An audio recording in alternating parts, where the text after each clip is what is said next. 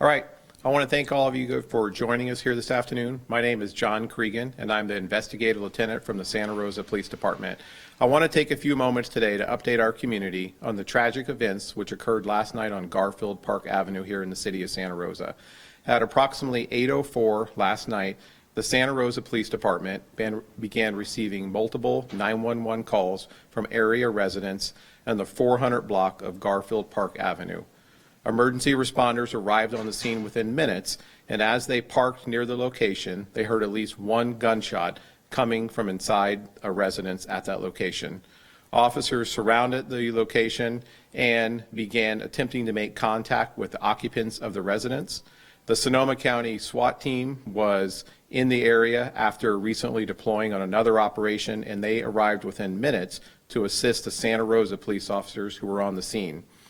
The Santa Rosa police officers and the Sonoma County SWAT team coordinated an entry into the residence in an effort to save any of the lives of the shooting victims inside that residence.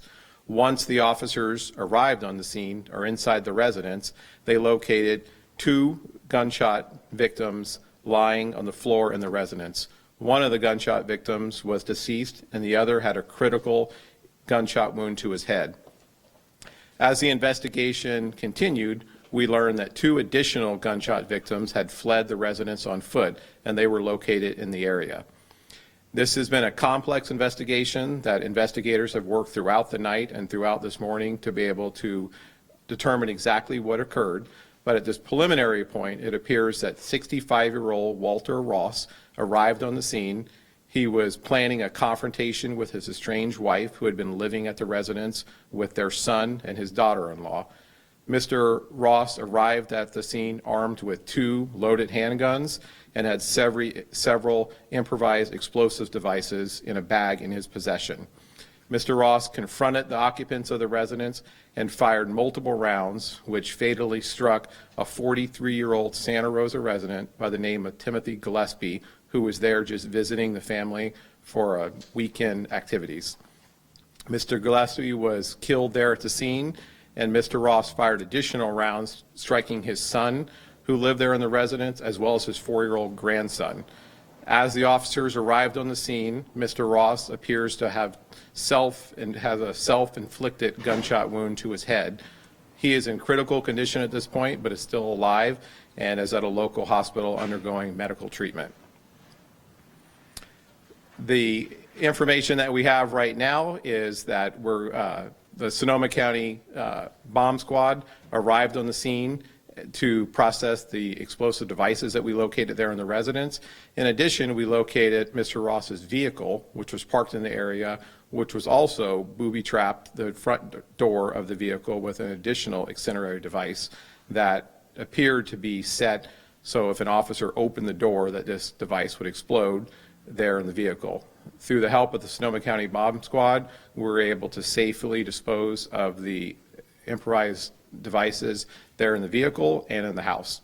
At this time, that's all the information that we have to release on this investigation. This is the time that we ask the Santa Rosa community to come together for Mr. Gillespie and the other families affected by this tragedy. Mr. Gillespie leaves behind a wife and an 11-year-old and a 14-year-old sons who were there in the residence when this horrific tragedy occurred. Any questions? Can you clarify, you said also wounded.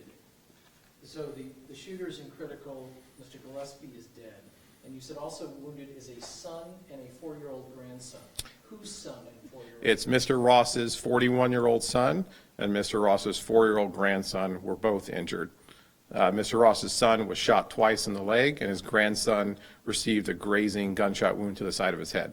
Any condition on that? They're both stable at this time and have been released from the hospital. And you had said that Mr. Gillespie's children were in the house at the time of the shooting or had been there previously? They were there at the time of the shooting with his wife. There were 9 people inside of the house when Mr. Ross approached the house armed with the 2 handguns. And was the ex-wife that Mr. Ross was coming to see, was she there, and did she currently live there? She did live there. She was not present at the time of this incident.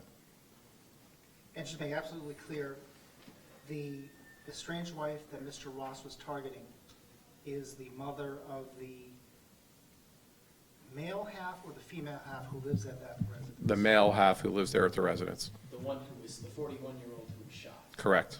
In the legs? He was shot twice in the leg. And the He person- was fleeing the residence holding his 4-year-old son, and the son, as they fled the residence, fleeing the gunfire by Mr. Ross, the adult male was struck as well as the 4-year-old grandchild. Lieutenant, do you know if Mr. Ross knew at the time that his target, his wife, was not there and didn't care and fired anyways, or was he blindly firing, thinking, or was he looking at specific people and deciding whether or not to shoot?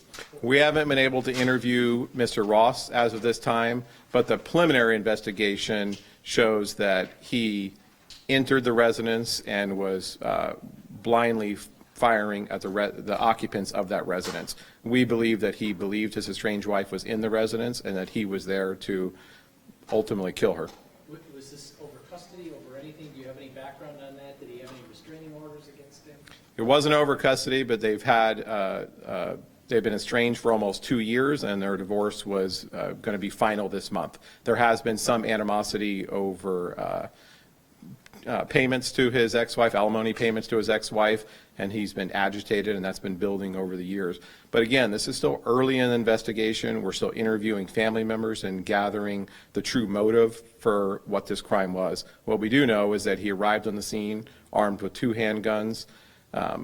3 additional people were shot, and that he had these improvised explosive device in his vehicle, which was parked nearby. Luckily, an astute officer recognized the vehicle, saw the out-of-state plates from Colorado, examined the vehicle before opening it, and was able to see the device in the back seat.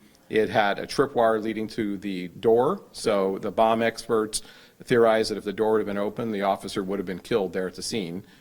Same at the house, the 5 improvised explosive devices, which were in a bag that he carried in the house, and we're unsure of what his motive is and his intent to use those improvised explosive devices inside the house. And Mr. Gillespie just happened to be in the wrong place at the wrong time, completely unrelated to it. It's all just attending a dinner party. Mr. Gillespie is a true innocent victim in this case. He was simply there for a fun evening with some friends to have dinner, had no idea who Mr. Ross was, had never seen him before, and simply heard a confrontation at the door. Mr. Gillespie was a hero. He stepped up to the scene, tried to help out at the altercation at the front door, and was shot there at the door. Lieutenant, do you also believe that Mr. Ross had blindly, well, do you know if Mr. Gillespie was also one of the blindly shot at victims, or was there any contact, visual contact, or was it just complete firing to the door, don't care who he hit? It's too early in the investigation to answer that with any accuracy. What we can say is there was an altercation at the door because Mr. Ross was armed with a handgun.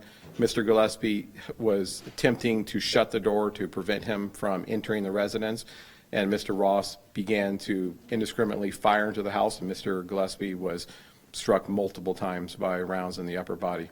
Did Was Mr. there a Ross, restraining order against the shooter? Not that I'm aware of. and did Mr. Ross fire one or both handguns that he had? It appeared that he fired both handguns, multiple rounds. And confirming the, not being a bomb expert, were his IEDs in the bag tripped, or were they, could they have gone off, or were they not in an active status? From my understanding, they could have gone off, and luckily the officers arriving on the scene were able to recognize these were dangerous improvised explosive devices, and with the resources from the Sonoma County bomb team, they were able to safely dispose of those devices at the scene. You guys see a lot of stuff. How does this compare in terms of this kind of level of violence? This is truly an unusual and horrific event here for our community in Santa Rosa, and now's the time for us to come together as a community, support Mr. Gillespie's family and his 2 young children here in our community. Is the shooter expected to survive? He has critical injuries, and it's still too early to tell if he'll be able to survive these injuries. That's the information that we have to provide at this time. I will be sending some updated releases via Nixle in the coming hours, and we'll continue to keep you guys updated. Thanks so much for your time.